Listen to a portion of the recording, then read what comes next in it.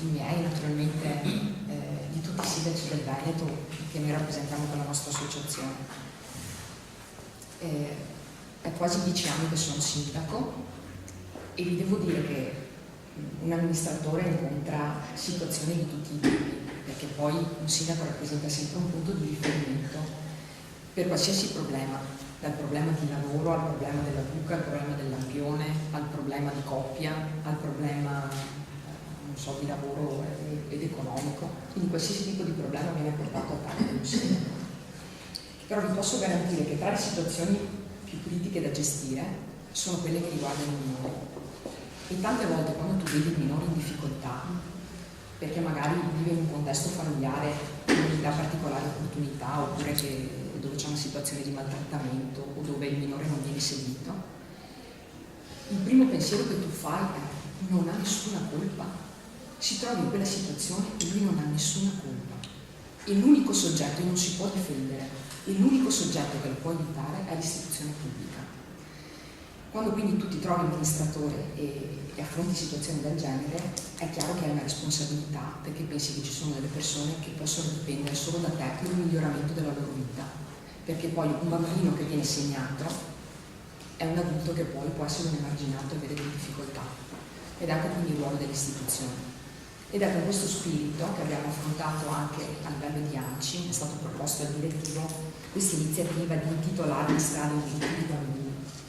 All'interno del direttivo dell'ANCI Veneto ci sono sindaci che appartengono, amministratori che appartengono a tutto il Veneto e sono di tutte le sensibilità politiche.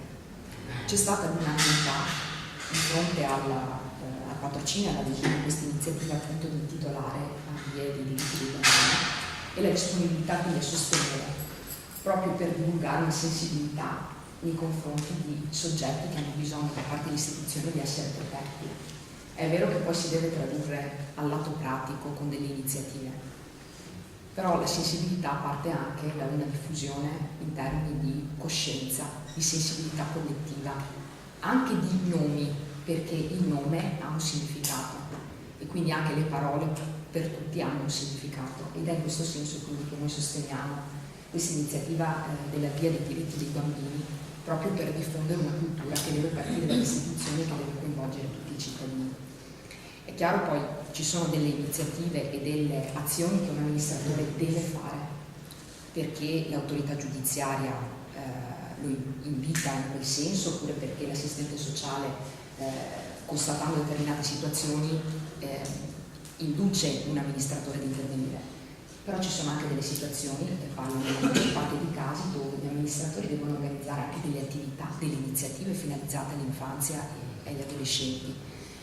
E questo è l'auspicio che viene rivolto un po' a tutti, perché se noi riusciamo nelle nostre comunità a tenere vivo tutto quello che riguarda il mondo dei bambini e dei giovani, riusciamo anche a dare degli stimoli che poi permettono alle comunità di essere vive. Ringrazio il tavolo regionale per questa opportunità che ci dà a noi amministratori di essere partecipi e di essere presenti, proprio perché è una delle missioni che noi ci sentiamo, quella di sostenere le persone più deboli che noi abbiamo nelle nostre comunità. E lo facciamo proprio con lo spirito di dire: sono persone che hanno bisogno di noi, e lo facciamo anche molto volentieri.